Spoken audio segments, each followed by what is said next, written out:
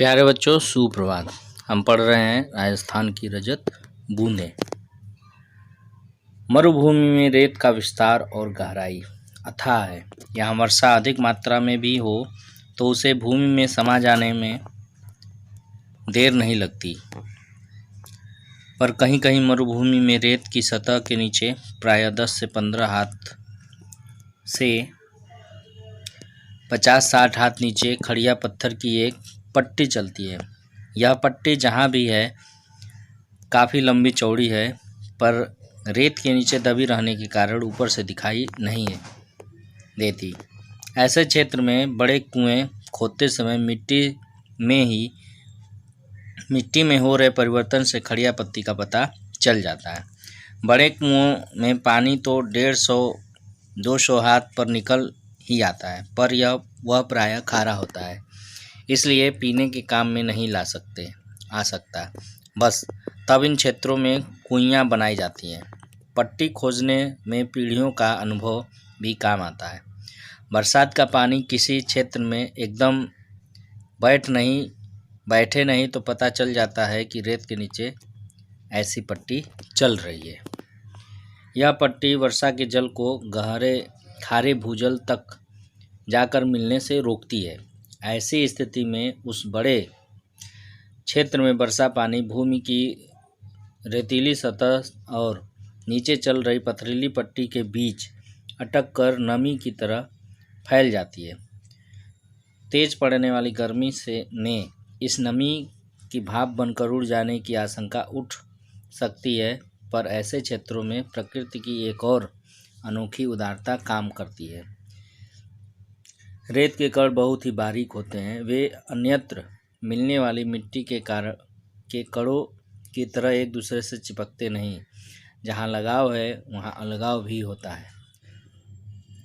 जिस मिट्टी के कण परस्पर चिपकते हैं वे अपनी जगह भी छोड़ते हैं और इसलिए वहाँ कुछ स्थान खाली छूट जाता है।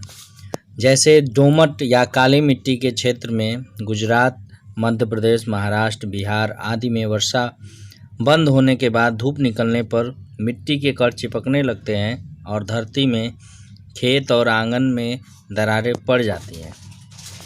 धरती की संचित नमी इन दरारों से गर्मी पड़ते ही वाष्प बनकर वापस वातावरण में लौटने लगती है, पर यहाँ बिखरे रहने में ही संगठन है।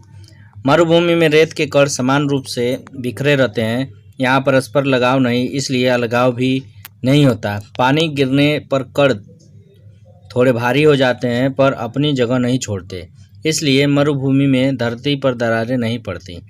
भीतर समाया वर्षा का जल भीतर ही बना रहता है। एक तरफ थोड़े नीचे चल रही पट्टी इनकी रखवाली करती है तो दूसरी तरफ ऊपर रेत के असंख्य कणों का कड़ा पहरा बैठा रहता है। इस हिस्से में बरसी बूंद बूंद रेत में समाकर नमी में बदल जाती है।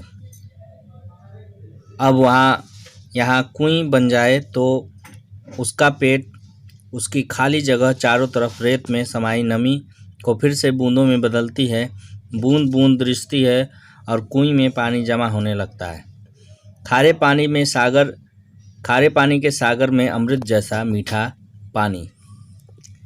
इस अमृत को पाने के लिए मरुभूमि के समाज ने खूब मंथन किया है। अपने अनुभवों को व्यवहार में उतारने का पूरा एक शास्त्र विकसित किया है। इस शास्त्र ने समाज के लिए उपलब्ध पानी को 3 रूपों में बांटा है। पहला रूप है पालर पानी। पानी सीधे बरसात से मिलने वाला पानी, जिसको हम पालर पानी कहते हैं। यह धरातल पर बहता है और इसे नदी, तालाब आदि में रोका जाता है। यहाँ आदि शब्द में भी बहुत कुछ छिपा है, उसका पूरा विश्लेषण आगे कहीं और मिलेगा। पानी का दूसरा रूप पाताली पानी कहलाता है। यह वही भूजल है जो कुओं में से निकाला जाता है।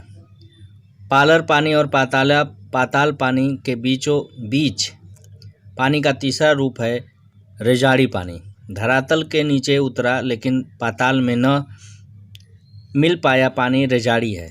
वर्षा की मात्रा नापने में भी इंच या सेंटीमीटर नहीं बल्कि रेजा शब्द का उपयोग होता है और रेजा का माप धरातल पर हुई वर्षा को नहीं, धरातल में समाई वर्षा को नापता है। मरुभूमि में पानी इतना गिरे कि 5 अंगुल भीतर समा जाए तो उस दिन की वर्षा को 5 अंगुल रेजो कहेंगे। रेजाड़ी पानी खड़िया पट्टी के कारण पाताली पानी से अलग बना रहता है। ऐसी पट्टी के अभाव में रेजाड़ी पानी धीरे धीरे नीचे जाकर पाताली पानी में मिलकर अपना विशिष्ट रूप खो देता है। यदि किसी जगह भूजल पाताली पानी खारा है तो रेजाड़ी पानी भी उसमें मिलकर खारा हो जाता है। पानी को समेटे सकने वाली कुएं बनाना सचमुच एक विशिष्ट कला है। 4-5 हाथ के व्यास की कुएं को 30 से 60-65 हाथ की गहराई तक उतारने वाले चेजारों कुशलता और सावधानी से पूरी ऊंचाई नापते हैं। चेजा यानी चिनाई का श्रेष्ठतम काम कुएं का प्राण है। इसमें थोड़ी सी भी चूक चेजारों के प्राण ले सकती है। हर दिन थोड़ी थोड़ी खुदाई होती है, डोल से मलबा निकाला जाता है और फिर आगे की खुदाई रोककर अब तक हो चुके काम की चिनाई की जाती है ताकि मिट्टी भसके धसे नहीं। अब आगे हम लोग अगले वीडियो में पढ़ेंगे। तब तक के लिए धन्यवाद।